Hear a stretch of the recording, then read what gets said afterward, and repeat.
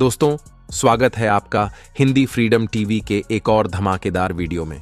दोस्तों, इस वीडियो में हम आपको दो बड़ी खबरें बताएंगे। तो चलिए पहली खबर शुरू करते हैं। तो दोस्तों, पिछले कुछ समय से लगातार देखा जा रहा है कि अमेरिका भारत को परेशान करने के लिए बेवजह उलटी सीधी कोशिश कर रहा है।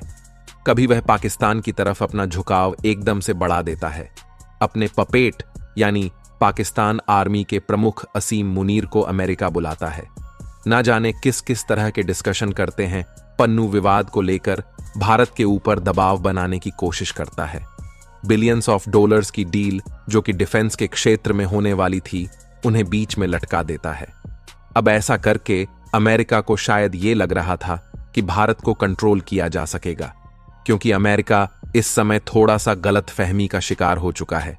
उसे दो चीज लगने लगी है। एक तो ये है कि भारत अकेले चीन का मुकाबला नहीं कर सकता है, जबकि यह वास्तविकता नहीं है। भारत ने पहले ही क्लियर कर दिया है कि हम हमारे किसी भी अनेमी को अकेले देख सकते हैं, उसे निपटा सकते हैं। किसी अन्य देश की कोई मदद हमें चाहिए ही नहीं होगी। इसके अतिरिक्त जो दूसरी गलतफहमी पाल रखा है अमेरिका ने, वो ये है कि रशिया यूक्रेन वॉर जब से शुरू हुआ है, उसके बाद चाहे भारत और रशिया के बीच में क्रूड ऑयल को लेकर डील्स वगैरह हुई है और काफी ज्यादा ट्रेड भी हुआ है, लेकिन ये सब कुछ टेम्परेरी है और आने वाले समय में भारत रसिया को ऑनल टुगेदर इन लोगों ने दूर कर दिया है, क्योंकि लंबे समय से कोई डिफेंस डील हुई नहीं और ना ही भारत की रिक्वायरमेंट इस समय ऐसी हैं जिन्हें कि रसिया फुलफिल कर पा रहा है। तो इन्हें अब ऐसा लगा कि अब भारत के लिए केवल और केवल अमेरिका ही बचता है।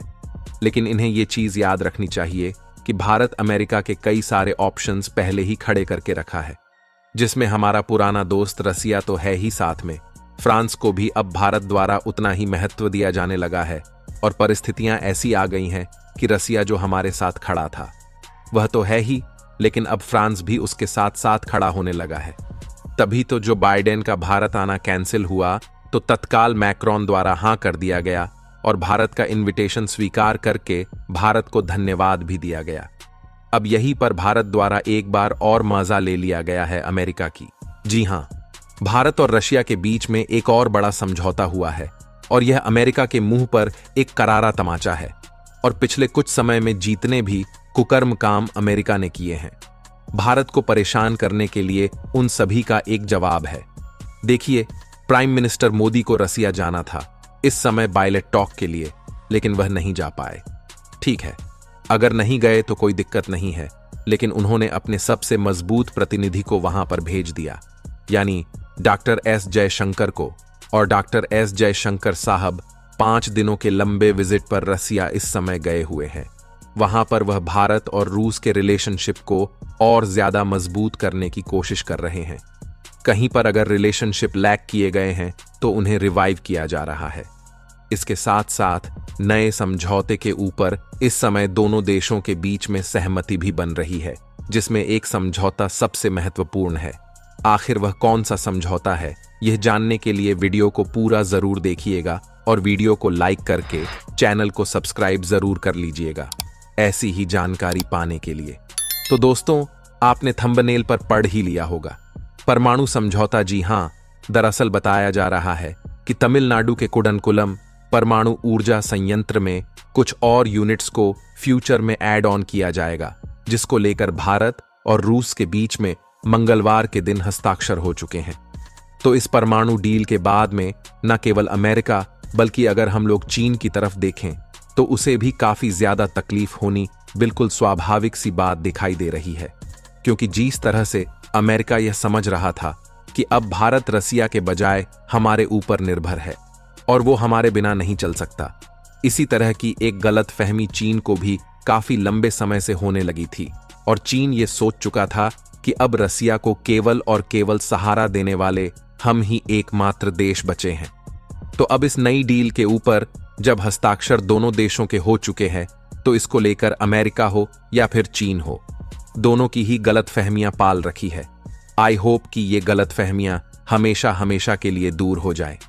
तो यहां पर जो दोनों देशों की पॉलिसीज हैं, जैसे भारत की ये है कि अमेरिका के साथ बैलेंस बनाने के लिए रसिया साथ में होना जरूरी है और रसिया के लिए चीन का बैलेंस बनाए रखने के लिए भारत उसके साथ होना जरूरी है।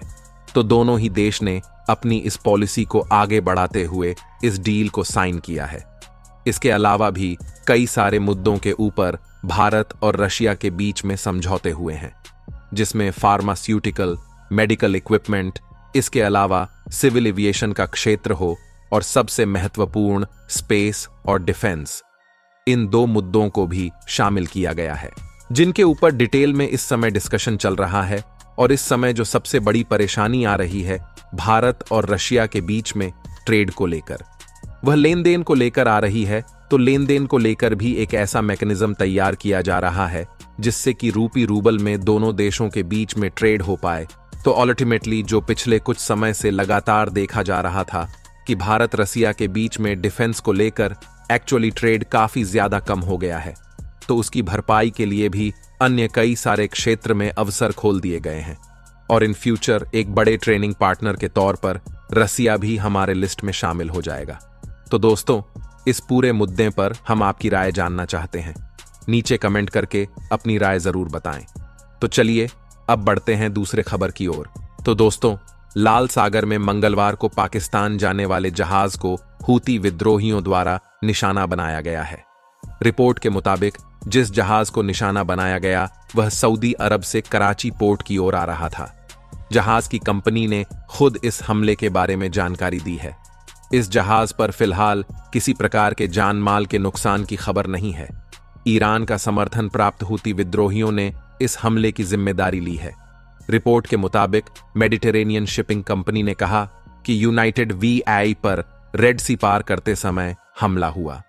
कंपनी ने बताया कि शिप के सभी क्रू मेंबर सुरक्षित हैं और किसी के घायल होने की खबर नहीं है। हाल के हफ्तों में लाल सागर में हूती विद्रोहियों ने कई जहाजों को निशाना बनाया है। मीडिया रिपोर्ट्स के मुताबिक हूती विद्रोहियों ने लाल सागर में जहाजों पर 100 से ज्यादा ड्रोन और मिसाइल हमले किए हैं। हूती विद्रोहियों के हमलों की वजह से जहाजों को अपना रूट चेंज करना पड़ रहा है। इस बीच भारतीय प्रधानमंत्री नरेंद्र मोदी ने सऊदी अरब के क्राउन प्रिंस मोहम्मद बिन सलमान से फोन के जरिए बातचीत की है। दोनों नेताओं ने वेस्ट एशिया शांति सुरक्षा पर काम करने के लिए सहमति व्यक्त की है। इससे पहले शनिवार को सऊदी अरब से भारत आ रहे जहाज पर हमला हुआ था। 1 माह पहले लाल सागर में हूती विद्रोहियों ने कार्गो शिप गैलेक्सी लीडर को हाईजैक कर लिया था। यह जहाज तुर्की से भारत की ओर आ रहा था। हूतियों ने इस जहाज को इजरायल का जहाज समझकर हाईजैक कर लिया था। जानकारों के मुताबिक लाल सागर में लगातार बढ़ रहे हमलों के पीछे इजरायल और हमास के बीच चल रही जंग एक अहम कारक है। दोस्तों, रूस के परमाणु बम के बारे में कुछ कहना है तो हमें कमेंट बॉक्स में जरूर बता दीजिएगा और चैनल को सब्सक्राइब कर वीडियो को लाइक जरूर कर लीजिएगा।